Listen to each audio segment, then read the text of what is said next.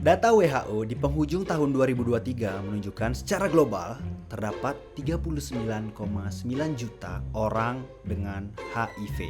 Dan jika dirata-ratakan di seluruh bumi ini, 1 menit itu terdapat 1 orang meninggal karena AIDS. Pada topik ini, tentu kita tidak asing dengan yang namanya fenomena gunung es. Jumlah orang dengan HIV bagaikan permukaan gunung es yang tampak di permukaan. Artinya lebih banyak lagi di dasar orang yang tidak terdeteksi dengan HIV.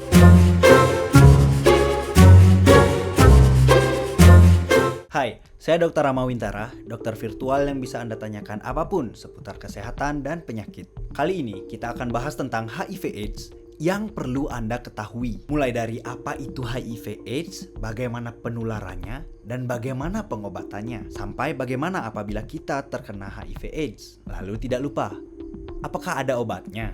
Mahal nggak?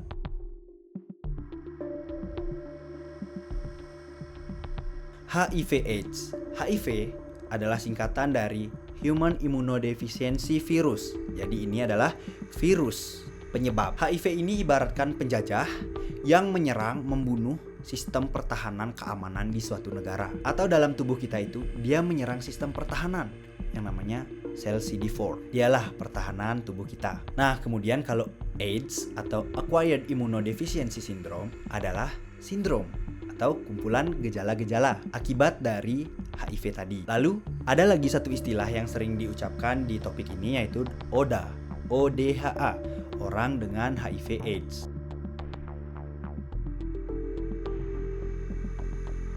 Nah, kemudian adapun tahapan HIV bisa menjadi AIDS, itu secara ilmiah dapat dijabarkan. Saya akan coba sederhanakan. Yang pertama adalah fase penularan, momen ketika virus dari orang yang terinfeksi itu masuk ke orang yang tidak terinfeksi atau negatif. Itu tahap pertamanya, tahap yang menularkan dan menyebabkan infeksi seperti infeksi pada umumnya, seperti flu.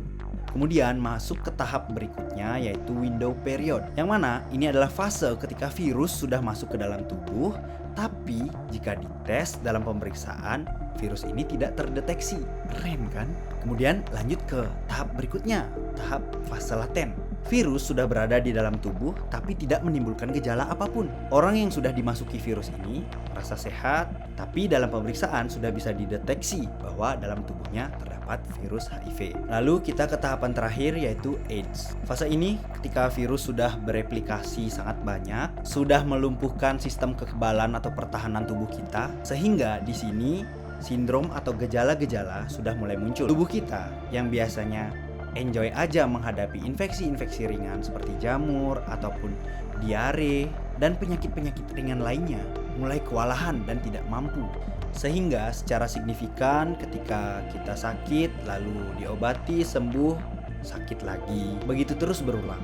Di tahap ini mudah sekali untuk tubuh sakit, sembuh, sakit, sembuh secara kronis atau lama. Dan inilah tahap yang berbahaya dan menyebabkan kematian.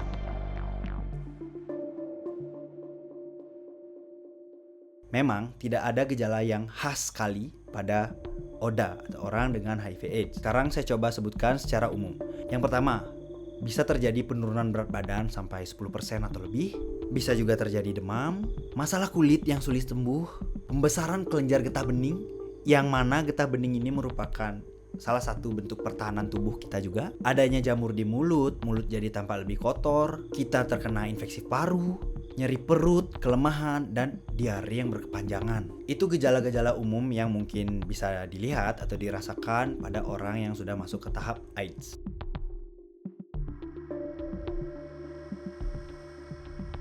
Nah, bagaimana cara penularan HIV/AIDS? Intinya, virus ini dapat menular melalui cairan tubuh. Apa saja cairan tubuh contohnya? Bisa darah, cairan mani, cairan premani yang keluar sebelum air mani, cairan anus, ataupun cairan vagina juga. Intinya, penularannya bisa terjadi melalui cairan tubuh orang dengan positif HIV ke orang yang negatif HIV. Caranya bagaimana?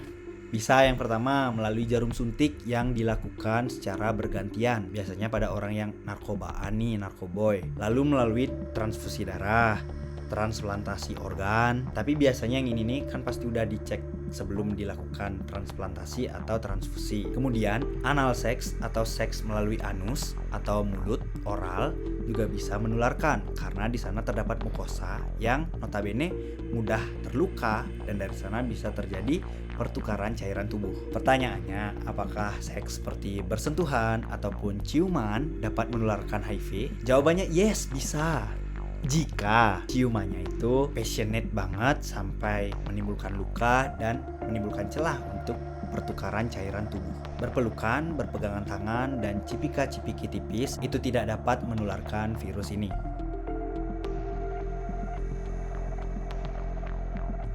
Oke, kita update per hari ini ya. Di World Economic Forum itu dibahas tentang pengobatan HIV AIDS yang makin murah dan terjangkau. Pun bagi negara yang low atau middle income itu masih dapat menjangkau obat ini.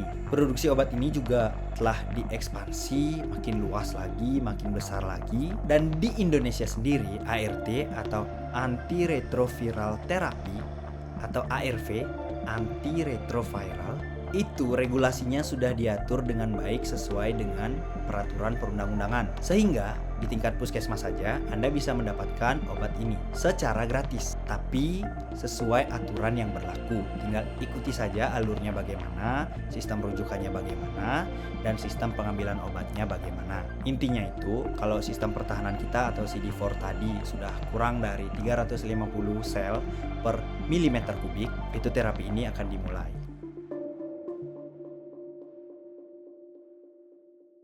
Lebih baik mencegah daripada mengobati, begitu kata pepatah terdahulu. Sejak dulu pertama kali dikenalkan dengan HIV AIDS di SMP SMA, berikut adalah A, B, C, D, E untuk mencegah HIV AIDS. Yang pertama A, abstinence, jangan melakukan seks. Yang kedua B, be faithful, setia pada satu pasangan. Yang ketiga C, kondom, gunakan kondom agar aman. Yang keempat D, don't inject, atau jangan gunakan obat-obatan terlarang sehingga mengharuskan menggunakan jarum suntik bergantian. Yang kelima dan yang paling penting adalah E, education, meningkatkan wawasan dan pengetahuan. Seperti di konten ini banyak perannya atau perannya sangat penting.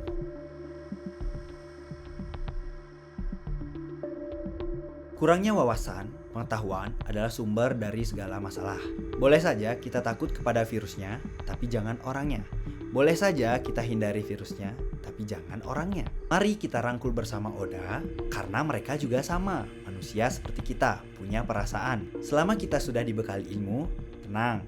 Mari kita rangkul bersama Oda, kita bantu mereka untuk meningkatkan sistem ilmunya, untuk tetap happy dan bersosial, dan tidak memberikan stigma atau pandangan negatif kepada mereka. Lalu, siapa yang selanjutnya ingin Anda beritahu tentang informasi ini?